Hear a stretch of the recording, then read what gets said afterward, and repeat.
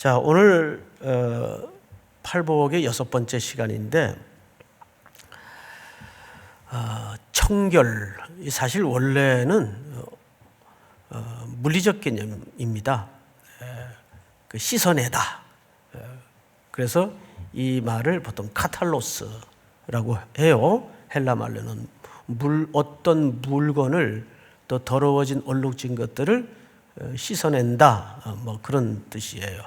이 카탈로스라는 말에서 유래된, 여러분들이 여기서 유래된지도 모르고 자주 쓰는 표현 하나가 있는데 혹시 아세요? 우리 그 예를 들어서 뭐 이렇게 마음이 좀 이렇게 답답했는데 뭐 속이 뻥 뚫릴 때 뭘 느꼈다 그러죠. 예? 마음이 답답했는데 지금 이렇게 귀한 찬양 같은 걸 들으면 우리가 일반적으로 그냥 믿는 사람이다 안 믿는 사람이다 하는 얘기가 있어요. 카타르시스를 느꼈다. 이게 여기서 유래된 표현입니다. 카타르시스, 카탈로스에서 파생된 언어예요. 카타르시스라는 말은 여러분 이렇게 아주 정확하게 설명하라면 잘 못하겠는데 무슨 뜻인지는 아시겠죠? 이렇게 뭐 이렇게 씻겨나가는 기분이다. 속이 뻥 뚫린다. 뭐 그럴 때 우리가 보통 카타르시스를 느꼈다. 이 카탈로스, 청결이라는 말에서 온 유래를 갖고 있습니다. 자, 그런데 청결이라는 말이 또 구약 성경에는 정결이라는 말하고도 동의어죠. 그래서 오늘은 이 물리적 개념에서 유래된 이 청결의 의미가 첫째는 예수님 시대에는 어떻게 이해됐고 어떻게 받아들여졌는가, 그 시대 사회적 통념은 어떠했길래 예수님이 오늘 본문에서 무엇이 청결한 자? 그렇죠. 여기에 방점을 뒀단 말이에요. 예수님이 강조하고자 했던 것은 청결 그 자체도 중요한 메시지지만 마음이 청결한 자에 관심을 갖고, 마음이 청결한 자는 그 다음에 뭐라고 말씀하셨죠? 저희가 뭘 볼 것이며, 그렇죠, 하나님의 나라 또는 하나님을 볼 것이며, 이렇게 표현을 했어요. 그래서 오늘은 첫째, 그냥 청결이라는 주제를 뛰어넘어서 마음이 청결한 자가 무엇인가, 또 도대체 하나님을 본다는 게 이게 이 당시 개념으로는 어불성설인데 도대체 어떻게 하나님을 본다는 것일까, 이 두 가지 주제를 가지고 성경의 근거를 찾아서 청결의 세 가지 조건을 하나하나 설명을 좀 나누겠습니다. 우선 이 당시 대표적인 분파가 바리새파, 사두개파, 그리고 바리새와 같은 아류인 서기관들이 있었어요. 이들은 유난히 정결의 문제에 대해서 무슨 그 신경쇠약증에 걸릴 정도로 엄중했습니다. 그래서 그들은 어디 들고 날 때 이 손발을 씻는 것이 철저했어요. 요즘은 씻어야 됩니다. 요즘은 안 씻으면 안 돼요. 씻어야 돼요. 근데 문제는 예수님이 그 씻는 것 자체를 뭐라 한 적이 없어요. 문제는 겉만 씻었다 그 말이에요. 이걸 오해하시면 안 돼요. 예수님은 그 씻는 것 자체를 뭐라 하신 것이 아니라 그것만 씻었다 그 말이에요. 그 씻는 정결의 예식에 담아진 의미로까지 유대인들이 들어가지를 못했던 거죠. 그러니까 예수님의 제자들이 손을 씻지 않고 음식을 먹으니까 달려들어서 막 힐라를 했죠. 어떻게 당신의 제자들은 손도 발도 씻지 않고 어떻게 음식을 먹을 수가 있느냐. 요즘은 그래야 됩니다. 이 방식이라는 것은 시대마다 원리가 바뀌기 때문에 적용은 얼마든지 달라질 수가 있는데 요즘은 그래야 됩니다. 그런데 문제는 씻다 안 씻다가 중요한 관심이 아니고 그 씻어야 되는 의전의 속뜻을 도대체 알고 있느냐 그 뜻이에요. 그래서 예수님은 이렇게까지 말씀을 하시면서 이들의 그런 비틀려진 반쪽짜리의 의식을 고발하신 적이 있어요. 제가 읽겠습니다. 화 있을진저. 이 자막이 혹시 준비됐나요? 네, 준비됐군요. 한번 제가 읽겠습니다. 화 있을진저 외식하는 서기관들과 바리새인들이여, 잔과 대접의 겉은 깨끗이 하되 그 안에는 탐욕과 방탕으로 가득하게 하는도다. 눈먼 바리새인이여, 너는 먼저 안을 깨끗이 하라. 그리하면 겉도 깨끗하리라. 우리 다음 절 다 같이 시작. 화 있을진저 외식하는 서기관들과 바리새인들이여, 회칠한 무덤 같으니 겉으로는 아름답게 보이나 그 안에는 죽은 사람의 뼈와 모든 더러운 것이 가득하도다. 이와 같이 너희도 겉으로는 사람에게 옳게 보이되 안으로는 외식과 불법이 가득하도다. 이 구절을 꼼꼼히 우리가 헤아려 보면 예수님이 겉 깨끗하게 하는 것을 나무란 적이 없어요. 왜 너희들은 그것만 하느냐 그 뜻이에요. 그래서 요즘 우리가 이런 메시지를 들을 때마다 너무 우리 자신을 돌아보기 좋은 시간입니다. 우리가 청결을 온 국민이, 전 세계 시민이 이렇게 한 마음으로 강조하고 또 중요하게 여겼던 적이 없죠. 당연히 그렇게 해야 돼요. 마땅히. 그런데 과연 이렇게 겉의 청결을 넘어서 내 안은 어떤가를 또 돌아볼 수 있는 더없이 좋은 기회일 수 있습니다. 예수님이 그걸 여기서 지적한 거죠. 그래서 이 당시에는 그 세례 요한이 몸담았던 SNF파들이 빠져나갔어요.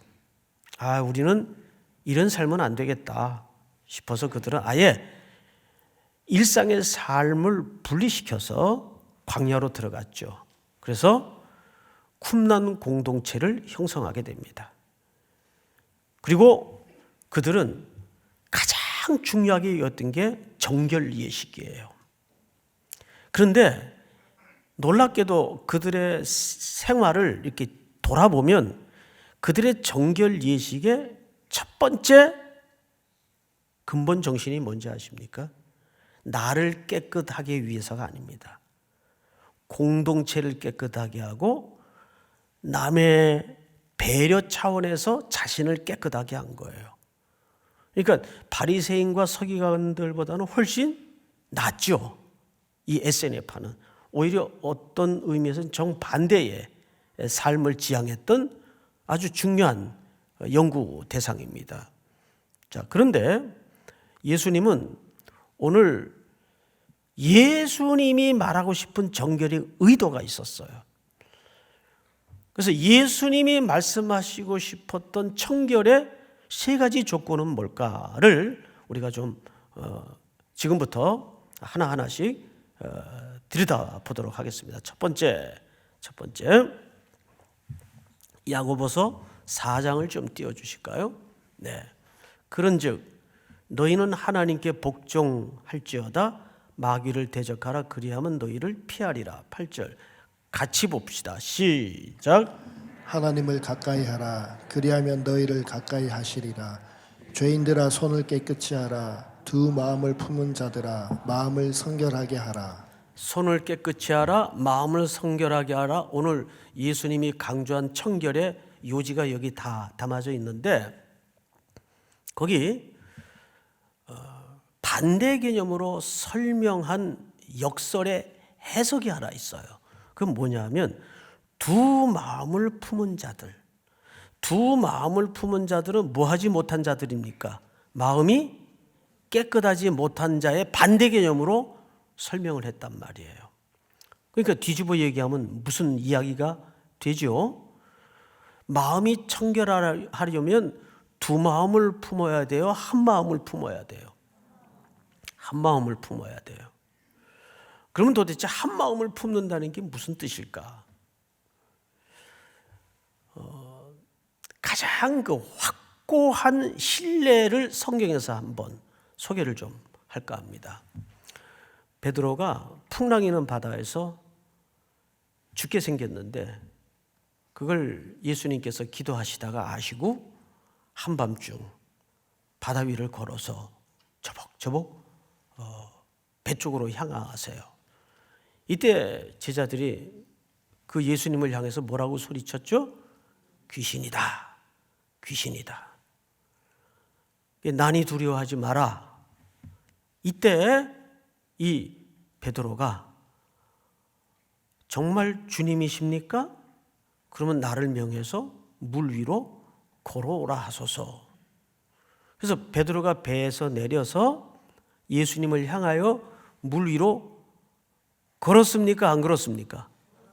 걸었어요. 여기 물 위로 걸어본 분 계세요? 없죠? 걸었단 말이에요. 그러다가 어느 한 지점에서 꼬르르 가고 빠졌습니다. 뭘 보고 빠졌다 그랬죠? 바람을 보고 무서워 빠져가는지라. 바람을 보고. 누굴 보고 가다가? 예수님의 말씀을 듣고 예수님을 보고 가다가 시선이 몇 개가 돼버렸어요. 바람을 보고 무서워 빠져가는지라. 그래서 예수님이 잡아 건졌어요. 그리고 예수님과 함께 베드로는 다시 빠진 자리에서 건짐을 받고 배에 오르게 됩니다. 그러면 배까지 베드로는 또 물 위를 걸었어요, 안 걸었어요? 걸었죠. 누가 안 걸었다 그래요? 거기 뭐 어디에 헤엄쳤다고 나와 있어요? 걸었어요. 걸었어요. 그러면 사실상 베드로는 물 위를 몇 번 걸은 겁니까? 2번 걸은 겁니다. 두 번째는 빠졌나요? 안 빠졌나요? 안 빠졌어요. 왜 안 빠졌죠? 주님이 함께 하셨으니까. 주님 갖다 대면 다 답이 되죠. 예, 원론적으로는 틀리지 않는데 여기에 중요한 아주 비수 같은 메시지 하나가 감춰져 있어요. 후에 집에 가셔서 성경을 보시면 그 본문이 정확히 나와 있습니다. 도대체 처음에 걸어갈 때는 빠졌는데 왜 두 번째는 빠지지 않았는가? 그리고 이 본문을 통해서 베드로를 통하여 드러내고자 하는 메시지가 뭘까? 그걸 우리가 놓쳐서는 안 됩니다. 성경에 보면 따라서 합니다. 주여, 주여, 나를 구원하소서. 빠져 들어가는 순간 베드로의 의식 한가운데에는 아무것도 안 보였어요. 오로지 이 순간에 주님만이 나를 구원하신다라는 그 원초적 본능의 절규가 자기도 모르게 터쳐나왔어요. 그러니까 쉽게 얘기하면 이렇게 된 겁니다. 아버지, 저 좀 살려주세요. 아버지, 나 좀 살려주세요. 이때 뭐 보여요? 주님 외에는 안 보이는 거예요. 근데 어떤 때 하나님께서 우리를 그런 사지로 몰아넣을 때가 있죠. 주님밖에는 보지 못하도록. 은혜인 줄 믿으시기 바랍니다. 여기서 가장 원초적인 정결함의 자세가 된 거예요. 그러니까 두 마음을 품지 않는다는 것은 나를 구원하시리 주님밖에 없습니다. 이 문제를 해결해 주실 분 주님밖에 없습니다. 이게 뭐예요? 마음이 정결한 거예요. 정결한 것은 물리적인 개념에 머물러서는 안 되고 뛰어넘어서 마음이 나누이지 않는 태도를 얘기하는 거예요. 믿습니까? 우리 야고보 4장 8절을 다시 한번 띄워주실까요? 성경을 다시 보십시다. 하나님을 가까이 하라. 그리하면 너희를 가까이 하시리라. 죄인들아 손을 깨끗이 하라. 두 마음을 품은 자들아 마음을 성결하게 하라. 늘 우리 삶의 모든 청결하지 못한 상태의 문제가 어떤 상태인가 하면 이렇게 하면 방법이 될까? 저렇게 하면 수단이 될까? 저분 찾아가면 내게 좀 도움이 될까? 아니에요. 절대 아니에요. 주님만이 나의 구원이 되신다는, 나의 도움이 되신다는, 그 시인도 그렇게 노래했잖아요. 나의 도움이 어디서 올꼬? 내가 산을 향하여 눈을 들리라. 나의 도움이 어디서 올꼬? 우상 숭배에 가득했던 이스라엘 민족이 산의 곳곳마다 산당을 차려놓고 우상 숭배에 빠져 있었어요. 그래서 나의 도움이 어디서 올꼬? 그 산에 차려진 우상 숭배 단지가 나의 도움이 아니라, 이 시대의 우상은 뭡니까? 돈, 권력, 힘, 세상의 부귀영화. 그러자 이어서 시인은 반전의 고백을 토해내잖아요. 천지를 지으신, 그런 산 곳곳에 빼곡이 얹어져 있는 그런 허망한 신들이 나의 도움이 아니라 이 천지를 창조하신 하나님만이 나의 도움이시라는 고백으로 고백을 반전시키잖아요. 사랑하는 성도 여러분, 마음이 청결한 자는 첫 번째가 두 마음을 품지 않는 삶의 태도를, 고백을 얘기하는 겁니다. 믿습니까? 두 번째, 우리 시편 24편부터 좀 읽도록 하겠습니다. 땅과 거기에 충만한 것과 세계와 그 가운데 사는 자들은 다 여호와의 것이로다. 여호와께서 그 터를 바다 위에 세우시며 강들 위에 건설하셨도다. 우리 다음 절. 여호와의 산에 오를 자가 누구며 그의 거룩한 곳에 설 자가 누구인가? 곧 손이 깨끗하며 마음이 청결하며 뜻을 허탄한 데 두지 아니하며 거짓 맹세하지 아니하는 자로다. 자, 3절 4절을 좀 설명을 듣고 지나가십시다. 여기 잘 보시면 여호와의 산이라는 표현이 등장을 하죠. 그 다음에 거룩한 곳이라는 표현이 사실은 시적인 표현상 달리 표현했을 뿐이지 같은 의미를 얘기합니다. 그러니까 오늘 마태복음 5장 8절에도 보니까 저희가 누구를 볼 것이며 하나님을 볼 것이며, 근데 그 조건이 마음이 청결한 자예요. 그러니까 이 시편 24편은 사실상 같은 고백으로 지금 풀어가고 있는 거예요. 여호와의 산에 오를 자, 즉 다른 말로 표현하자면 하나님을 볼 자가 누구인가? 그 성소에 들어가야 볼 거 아니에요.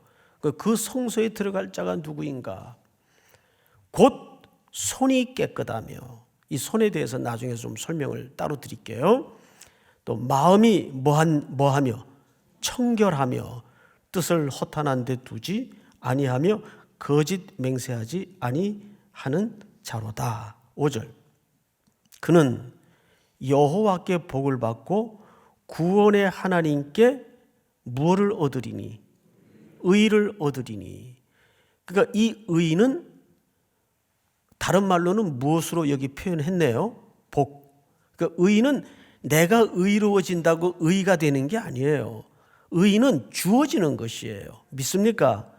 그리스도로 말미암아 우리에게 주어지는 복이 의가 된 거, 내 의가 된 거지, 내가 의롭게 살만해서 내가 의로워지는 게 절대 아닙니다. 자, 6절. 이는 여호와를 찾는 족속이요 야곱의 하나님의 얼굴을 구하는 자로다. 여호와 하나님의 얼굴을 구하는 그 자체가 이미 복받은 심령이란 말이에요. 의롭게 된 존재란 말이에요. 믿습니까? 자, 여러분, 성경을 보시면 그러면 이제 하나님의 산에 오를 자가 누군가? 그분을 볼 자가 누군가? 히브리 기자는 이렇게 설명을 해요. 히브리서 10장을 한번 보십시다. 그러므로 형제들아, 우리가 무엇을 힘입어? 예수의 피를 힘입어 성소에 들어갈 담력을 얻었나니. 아하, 하나님의 산에 오를 자, 성소에 들어갈 수 있는 자는 내가 거룩한 행위로 살아내서 그 조건과 자격으로 들어간다는 말이 아니에요. 히브리 기자는 그것을 정확하게 그러므로 형제들아 우리가 누구의 피를 힘입어? 예수의 피를 힘입어. 어제 이 본문을 보는데 마음에 그 찬송가 중에 그 보혈의 피에 대한 뜨거운 감정이 밀려 올라오더라고요. 사랑하는 성도 여러분, 우리는 두 번째 가장 중요한 것이, 두 번째니까 두 번째로 중요하다는 말이 아니에요. 예수의 피로 마음이 청결함을 받을 수가 있어요. 그 길은 우리를 위하여 휘장 가운데로 열어놓으신 새로운 살 길이요 휘장은 곧 그의 육체니라. 다음 절. 또 하나님의 집 다스리는 큰 제사장이 계심에, 잘 보세요. 우리가 어디에 뿌림을 받아? 예레미야 선지자가 얘기한 것처럼 만물보다 거짓되고 부패한 것이 인간의 마음이라 그랬어요. 인간의 마음. 일부 고대 사람들은 이 마음이, 우리는 마음 있다고 할 때 어디를 두드리죠? 가슴을 두드려요. 심장 쪽을. 근데 고대 사람들은 마음이 여기 있다고 생각했어요. 예? 아, 내 마음이 아파. 뭐 이렇게. 근데 우리가 마음의 뿌림을 받아 악한 양심으로부터 벗어나서 몸은 맑은 물로 씻음을 받았으니 곧 참 마음과 온전한 믿음으로 하나님께 나아가자. 그러면 여기에서 한 가지 자연스럽게 도출되는 결론이 하나 있습니다. 아, 마음이 청결하게 되려면 득도를 통해서 마음이 청결하게 될 수 있는 인생이 없어요. 그래서 예수님이 이 땅에 오셔서 제물이 되어주시고 흘리신 보혈의 피를 우리 마음에 뿌려서 씻어주셨어요.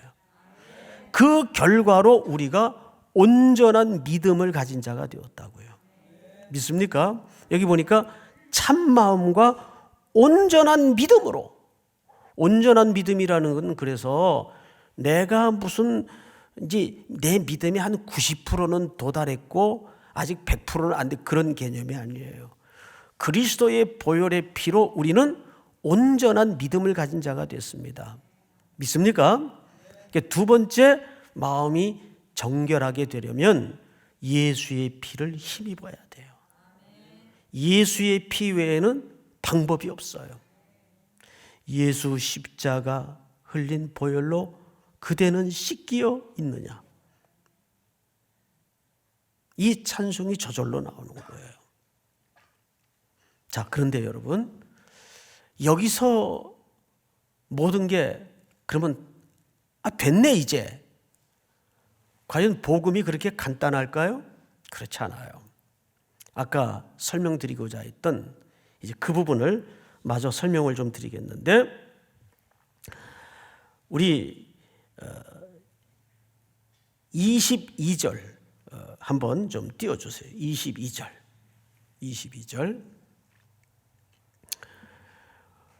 예, 우리가 마음의 뿌림을 받아 악한 양심으로부터 벗어나고 몸은 맑은 물로 씻음을 받았으니 참 마음과 온전한 믿음으로 하나님께 나아가자 그렇게 돼 있어요. 그러면 여기서 온전한 믿음이라는 것은 삼중적인 메시지가 있다는 거죠. 우리는 이미 이제 믿게 됐습니다. 예수의 뿌려진 흘리신 보혈의 공로로. 그러면 그 믿음이 천성에 이를 때까지 완성되려면 어떻게 해야 돼요? 여호와의 성산에 오를 자 누구인가?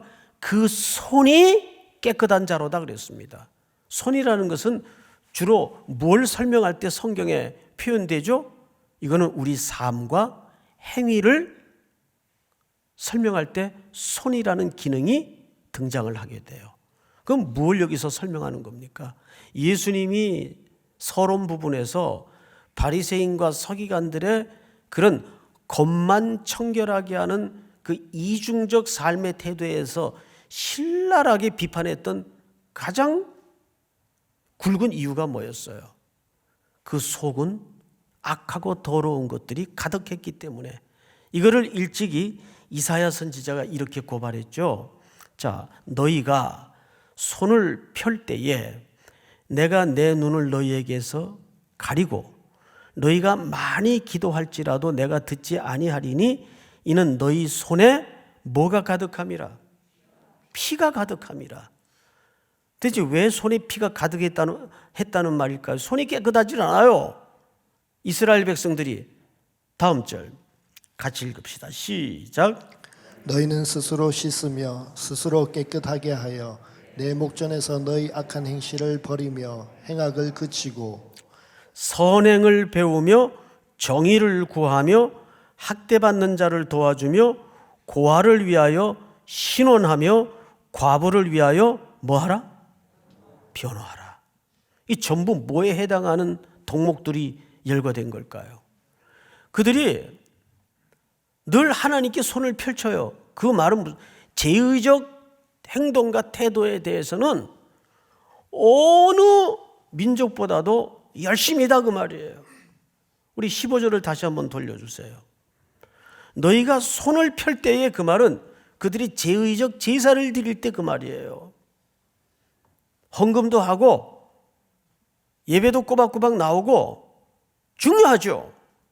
그래야 되죠.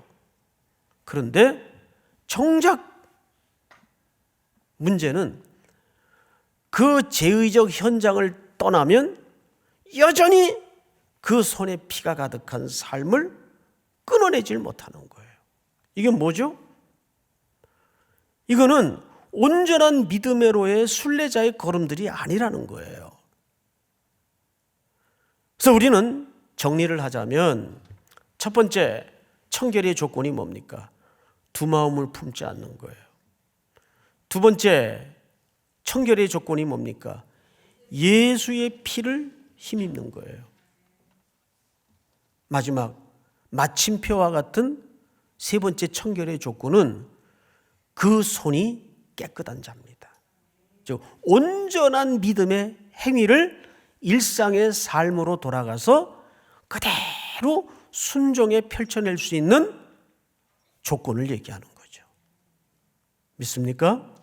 오늘 이 말씀이 다시 한번 심령이 청결한 자, 마음이 청결한 자가 되어서 우리가 그런 공고한 현장에 누구의 얼굴을 볼 수 있는 거죠?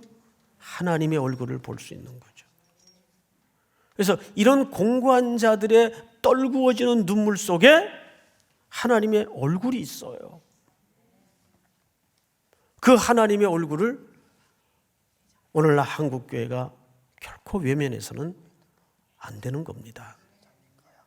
우리 삼일교회가 이제 수십 년의 역사를 이어오면서 그 어느 때보다도 본질적 청결로 나아가는, 물론 손발도 열심히 씻으시고, 그러나 그걸 뛰어넘어서 본질적 청결로 나아가는 복된 자로서의 당연하고 마땅한 믿음의 결실이 온 삶에 주렁주렁 맺어지기를 주의 이름으로 축복하고 축원합니다.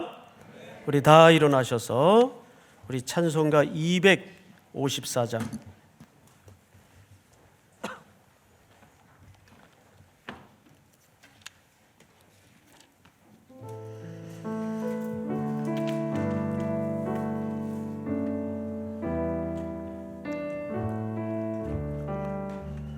내 주의 보혈을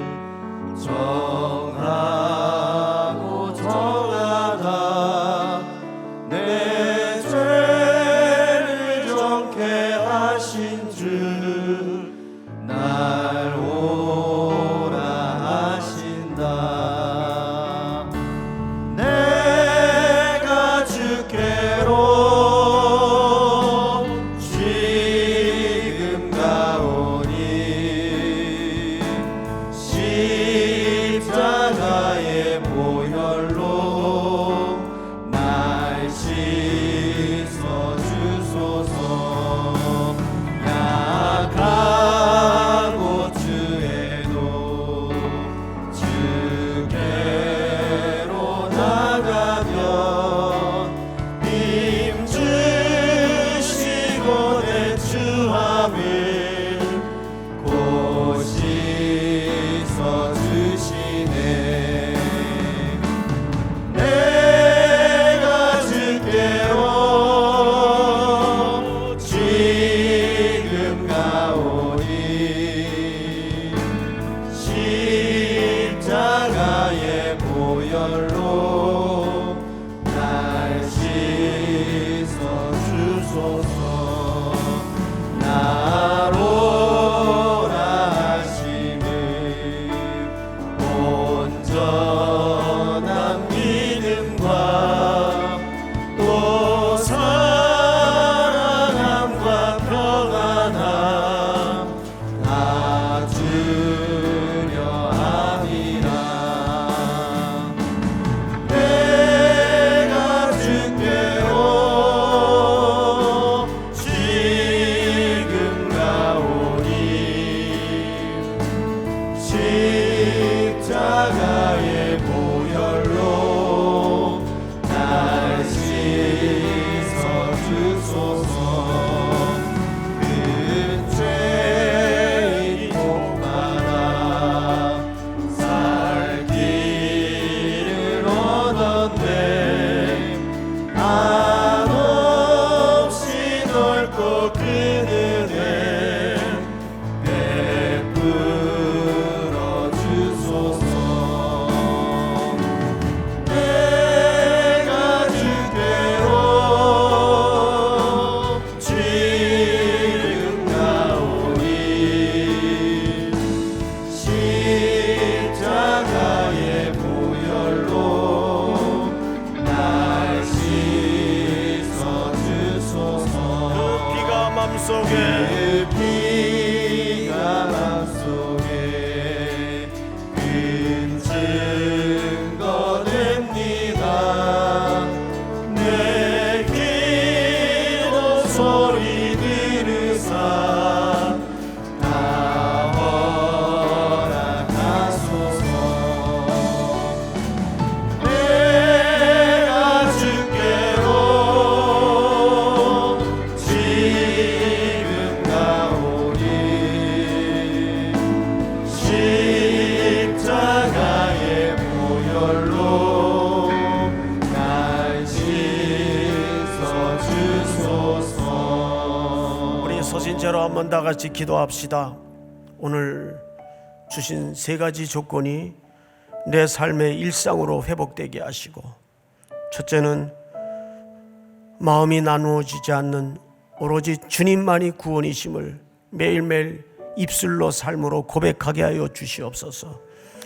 예수 보혈의 공로가 내 안에 늘 임재해 주시고 온전한 믿음을 향하여 주님이 분부하신 이 땅에 눈물진 삶의 현장을 향해서 깨끗한 손으로 순종하도록 함께해 주시옵소서. 우리 삼일교회가 감당해야 될 사명과 또 아직도 소멸되지 않고 있는 이 코로나 사태가 즉시 하나님의 은총과 자비로 소멸되게 하여 주시고 이 일을 위해서 동분서주 불철주야 수고하는 모든 공무원들과 의료진들의 건강과 안전과 그들의 마음을 지치지 않도록 우리 한번 주여 부른 다음에 통성으로 기도합니다. 주여, 하나님 아버지 감사합니다. 오늘도 주신 말씀 앞에